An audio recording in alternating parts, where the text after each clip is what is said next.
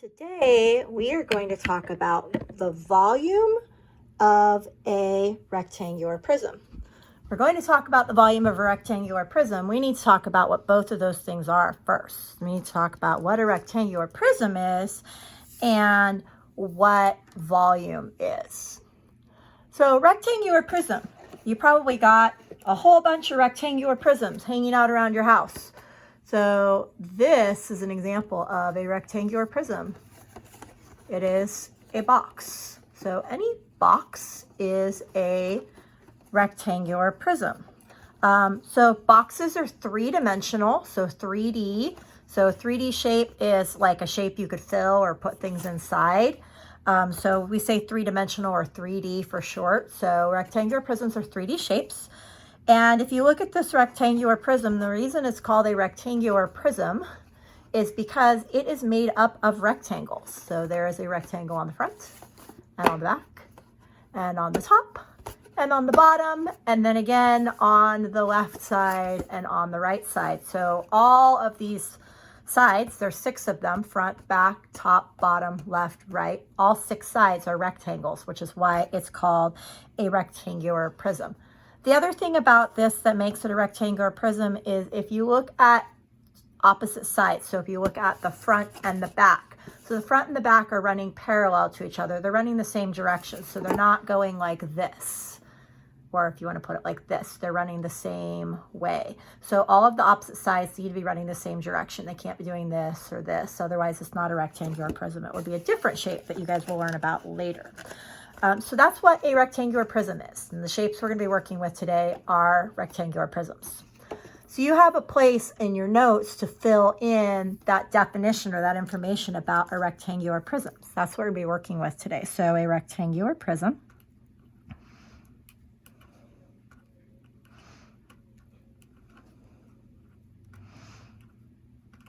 So it's a three-dimensional figure of shapes, and it has 6 rectangular sides, which is where the name rectangular prism comes from.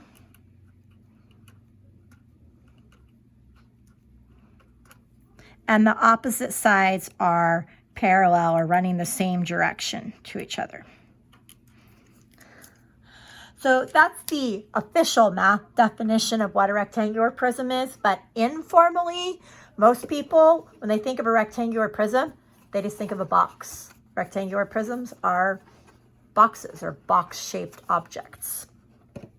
So we are going to talk today about how to find the volume of something that is shaped like a box or shaped like a rectangular prism, which means we also need to talk about what volume is. So volume is the amount of space inside the shape. So if I were to open up this box, which I could, and I were to fill it up, the amount that I could fit inside this box is the volume of the box.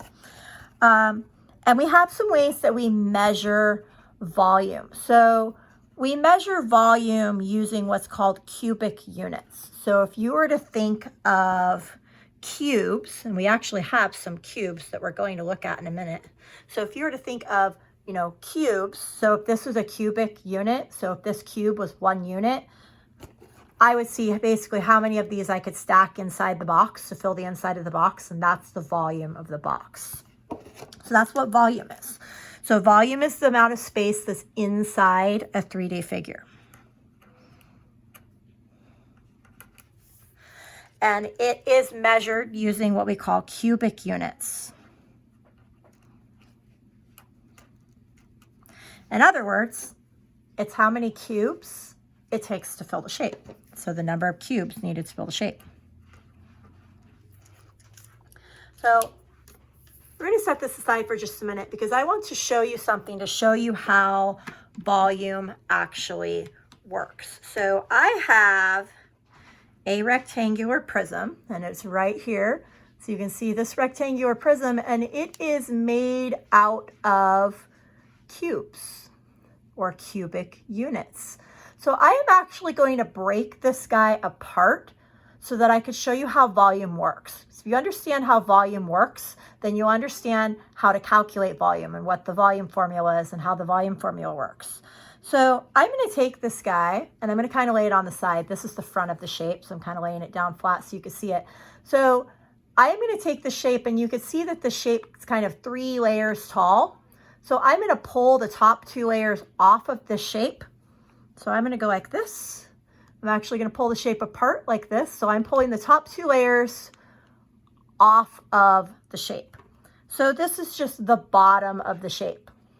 So the bottom of the shape basically makes a rectangle. So you can almost think of this, even though there is some height to these cubes, you could kind of think of this as being 2-dimensional because it's only one cube, one layer of cubes. So if I were to look straight down on the bottom of this, I could count the number of cubes. 1, 2, 3, 4, 5, 6, 7, 8 cubes. So there's 8 cubes in the bottom layer of this. I could also use what we know about the area of a rectangle. So we know that the area of a rectangle is length times width. So we could see that because this is 4 cubes wide and 2 cubes long, and 4 times 2 is 8. So if you had a really big one of these and you didn't want to count all the cubes one by one, you could just do width times length, because we know that's how you find the area of a rectangle.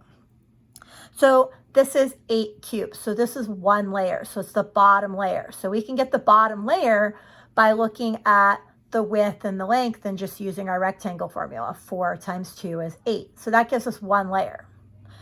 But there are actually 3 layers. And a rectangular prism, all 3 layers are the same size. So that has 8 cubes, that has 8 cubes, that has 8 cubes. So if I stack these up to get the actual prism, and again, I'm kind of laying it down so you can see how these stack up. This is the front of the prism that you're looking at. So I've got a layer of 8 cubes, another layer of 8 cubes that I'm going to put onto that. So now this is 2 layers tall. So that's 8 and another 8 is 16 cubes total. And then I have 1 more layer of 8 cubes. So I'm going to put that on.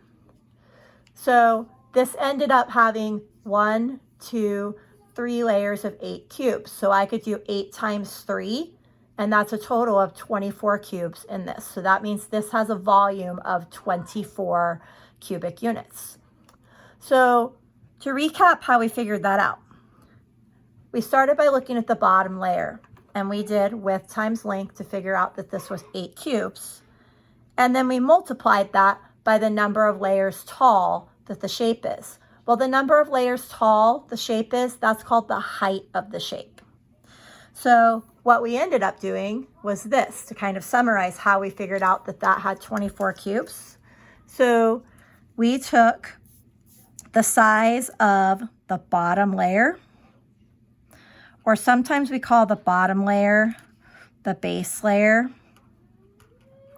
And the way we got that, because the bottom layer is just basically a flat rectangle, it's only 1 cube tall, so that's kind of like being flat, we just did width times length. So the width of the bottom times the length of the bottom will give you how big the bottom is, or how many cubes are on that bottom layer. So to get that, we did width times length. And then we did the bottom layer times the number of layers.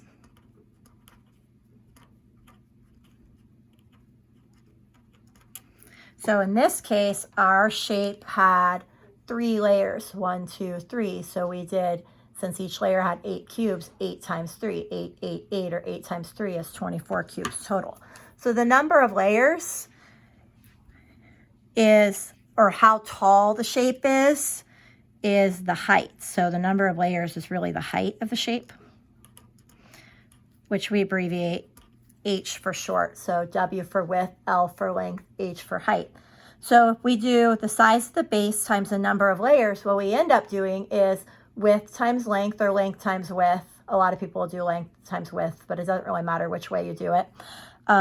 Length times width to get the bottom, and then times the height to get how many layers of that. So what we end up doing for volume is length times width times height. So that's the formula for the volume of a rectangular prism, or the volume of a box. So length times width gives us the bottom layer, and then height multiplies that by how many of those layers tall we need to go. So we're going to look at some example problems together to try actually using this formula we came up with. So this first one, it's got a rectangular prism all drawn out for you. And the measurements can be labeled in lots of different places. So you have to kind of pay attention to where things are. So like this 10 meters is right here. And kind of go over that. I'm going to zoom this in.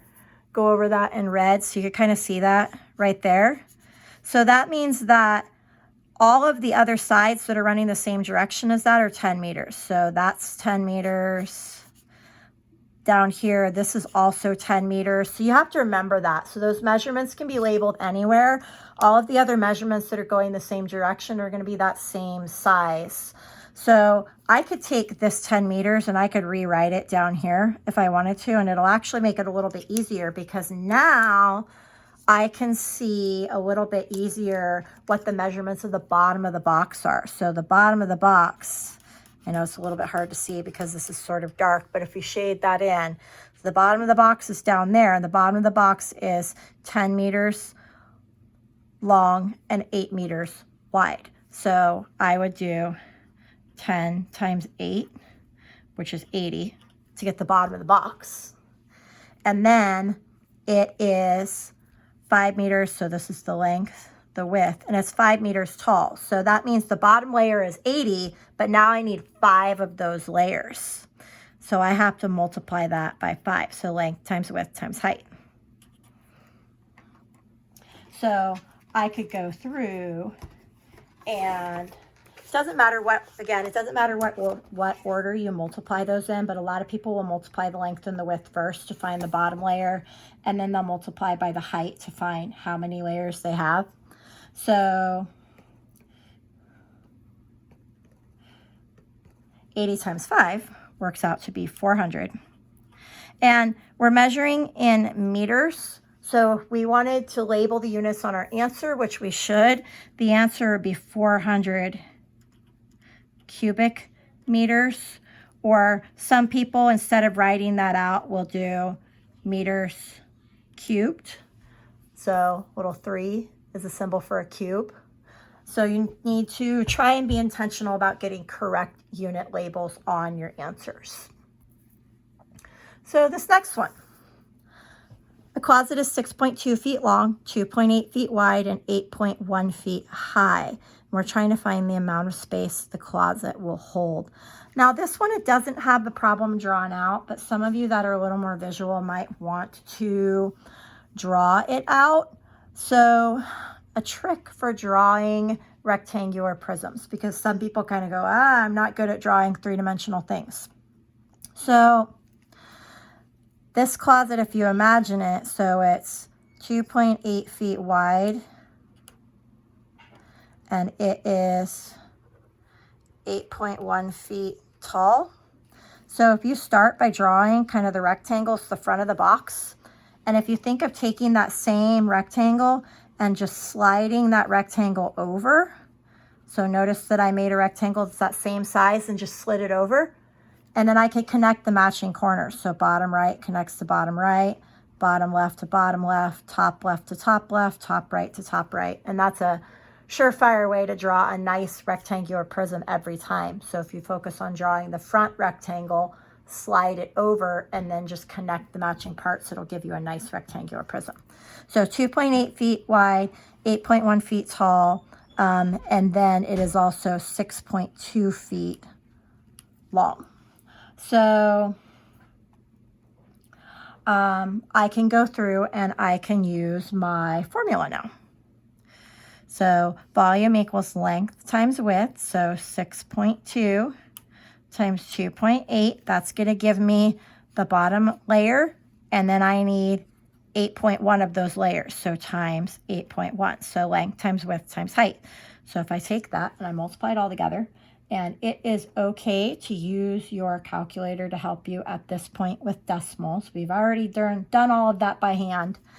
So the exact answer, and some people would round this, so a lot of people would round this to the nearest 10th or 100th, but I'm going to write out the exact answer so you can make sure you're calculating correctly. But 140.616, or a lot of people would probably round that to like 140.6 or even 141. And then Again, since the measurements are in feet, our answer is going to be in cubic feet. So you can make sure that you get the right label on there. This last problem. So this last problem does something a little bit different, and I wanted to make sure it was in your notes so you have an example of how this works. A rectangular prism with a volume, wait a minute, it's giving me the volume. That's what I've been calculating so far, but it's giving me the answer. A volume of 112 cubic centimeters has a width of 8 centimeters, a height of 2 centimeters. I'm trying to find the length. So this problem has us working backwards. We're missing one of the measurements we would normally multiply together to get the answer, but they gave us the answer. So I can drop everything I know into my formula. So volume we know is length times width times height. So if I drop everything in, so the volume is 112, and I know that the width is 8 centimeters, and I know the height is 2 centimeters, but what I'm missing is the length. I can work backwards to figure this out. 8 times 2 I could go ahead and do because I know what that is. So that's 16, so I can clean that up a little bit. So something times 16 equals 112. Well, the way I would get that would be to work backwards. So I can undo that multiplying by dividing.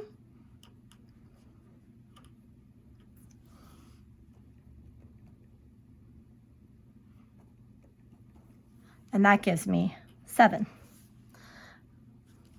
So I could check that and make sure I'm right. 7 times 8 is 56 times 2 is 112. So that would be my final answer. And this is the length. So it's not an area measurement. It's not a volume measurement. It literally is just a straight edge measurement. So the correct units for that would be the same units as the width and the height, which would be centimeters. So it's 7 centimeters long. So you can also work backwards. If you have the answer, but you're missing one of the starting measures, you can go backwards through the process and divide to figure out what your missing measurement was. So that is what a rectangular prism is and how volume works and some examples to find the volume. At this point, your notes page should be completely filled out. If you miss filling out any parts of your notes for today, then rewind the video and go back and watch and fill in what you need to fill in so that your notes are complete, and then you can try the assignment for today.